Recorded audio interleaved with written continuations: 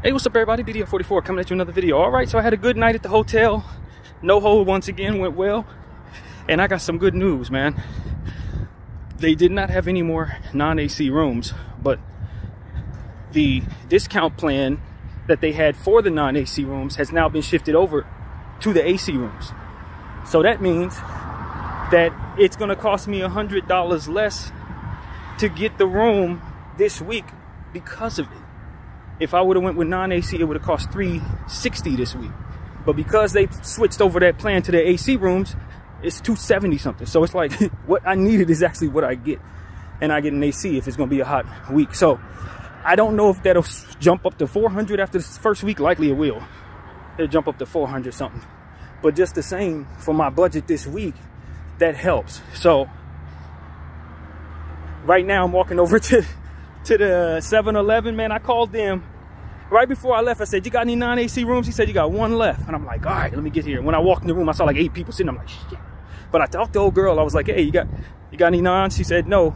I was like, got any ACs? Let's do it. Because I have the money for the AC this week, assuming it was going to be for something. I have it. So I'm like, I just got to get in here. Sure enough, she said 2 something. I'm like, what the hell? So my understanding is that they've done that. Now, if I get back there and she switches it up to 400, I won't be terribly surprised, because she might have misspoke, because their non-AC room has never, I mean, their AC rooms have never been that cheap. Not any time I've been here have the AC rooms been that cheap. They're about 400 a week. So if she misspoke, I won't hold her to that. But right now I'm walking down there with the assumption that I only have to pull about 300 out, which is a major blessing for the very short term. Had a great ride over, man. God is good, because he put me in the car with somebody who has a similar situation that I do, man. A guy who had some childhood stuff go down that wasn't so good. And as a result, he has depression and anxiety. His thing is he was afraid to fail. That was his thing as a child, so it coerced him into bad decisions. But for myself, you know, it's a little different, but he was able to give me some good gems, man. He said, failure begins with can't, success begins with the can.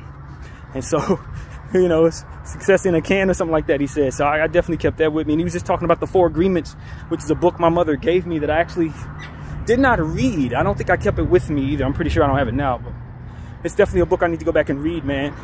And essentially them 4 Agreements would have helped me a lot in some of the things that I've been dealing with, specifically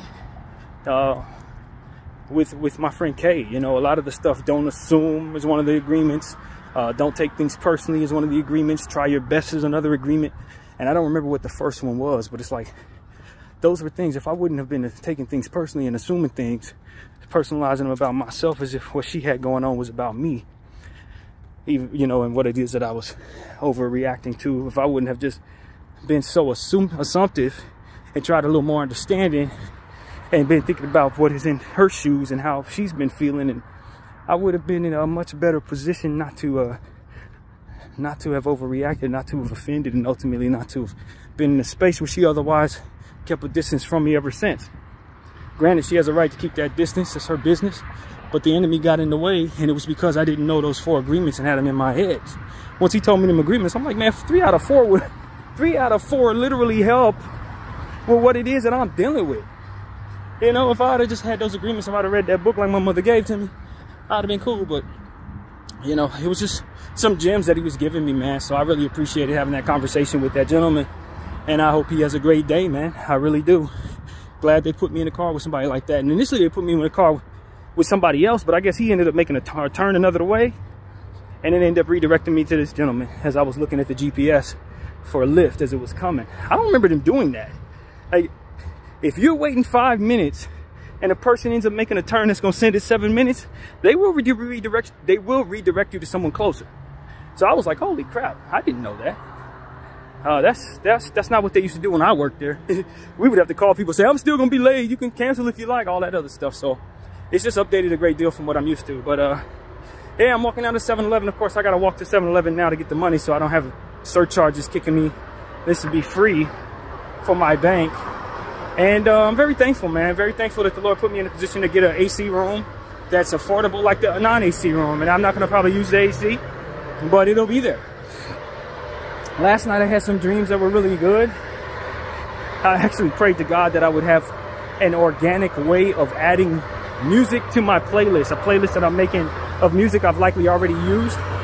And one of them songs, it was a Peebo Bryson song. I'm probably gonna do old school, slow jam, something like that. Playing in my dream. And I woke up out of my dream and put it on the playlist. I kid you not. There's no other reason for that song to have otherwise came to mind unless it was in the dream. But I had a dream. One of my friends faked his death. He faked his death. He pretended like he was jumping off of something. And when they went to look for where his body was, he wasn't there. And when we went to more or less investigate the situation, it turned out he had created some magic type of like a magic trick to where he would jump somewhere and then land somewhere else. And I guess he did it for money or something. I don't know. Very strange. Very strange. And then it was a dream where some of my worst behaviors came out. I was struggling with old things that I used to struggle with that I'm not struggling with right now.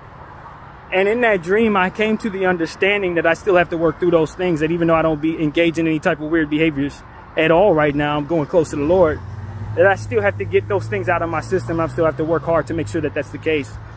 So that kind of put me in a space to say, just because you believe yourself to be good, you have much work to do from where good is. Don't think that just because you're good, that you're good. You got work to do on your character and on your insides to assure that you're as close to God as you need to be, so that you don't fall back into things that God don't like you doing.